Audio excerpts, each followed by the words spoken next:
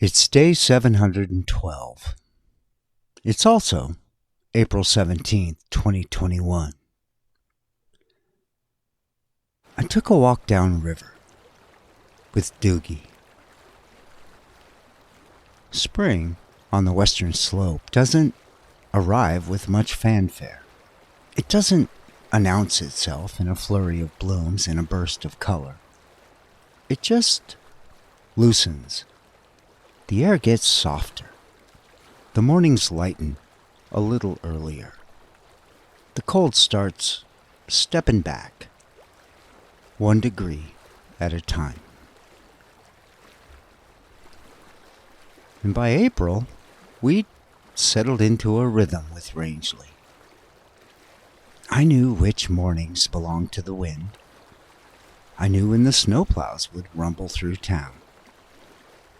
I knew which patches of ice were trying to trick me. And I knew the shape of each day walking with Dougie.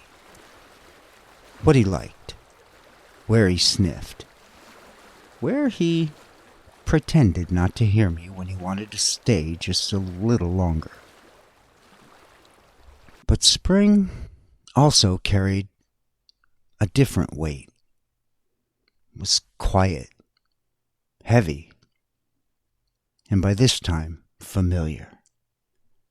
I'd been trying not to look at it directly, but it was there. You can feel it long before you say it out loud.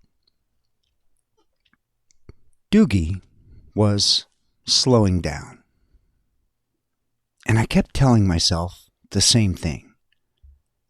He'll tell you when it's time. That voice had been with me for months. I didn't want to hear it. And on April 17th, the morning felt too good to ignore.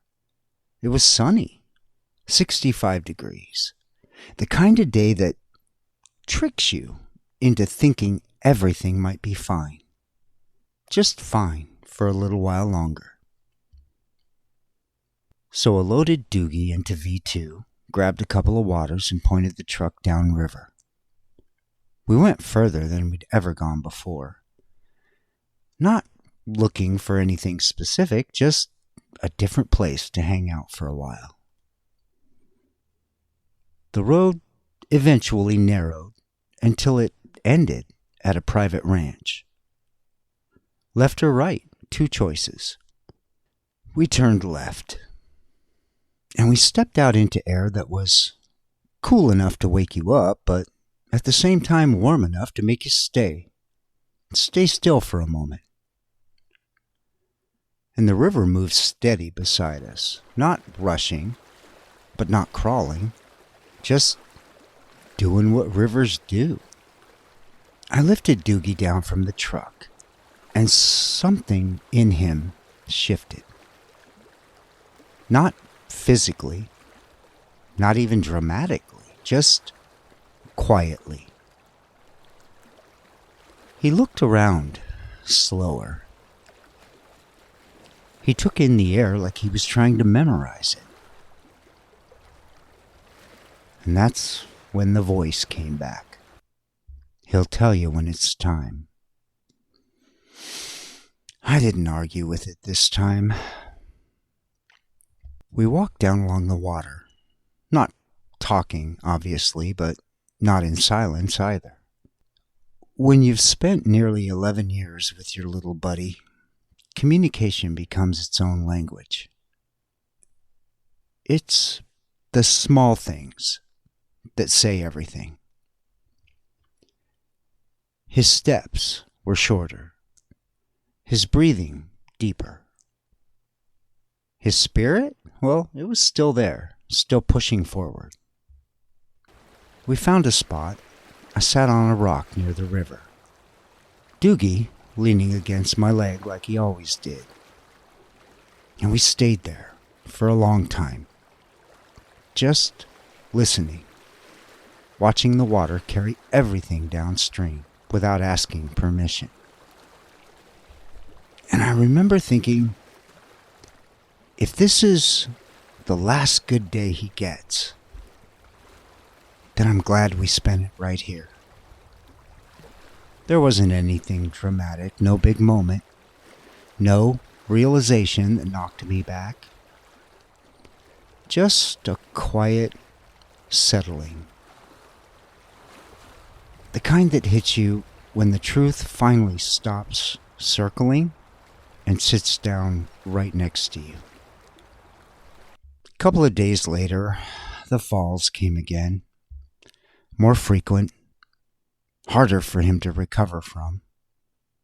And my little man, Dougie, he told me what he'd been trying to say.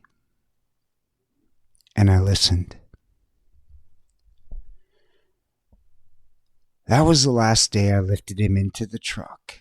The last day I carried him outside. The last day I held his head in my hands. And I said goodbye to my little man, my buddy, my shadow. And the world went quiet in a way nothing prepares you for.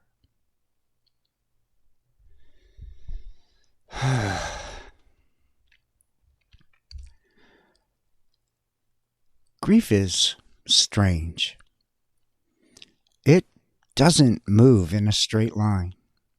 It doesn't announce its stages. It doesn't care about your plans. It just shows up where it wants, when it wants. And you learn to respect it. Some days I felt it in the empty spot on the bed. Some days in the quiet mornings. Some days in the walks I still took out of habit. And some days in the simple act of opening a door and not having him push past my leg.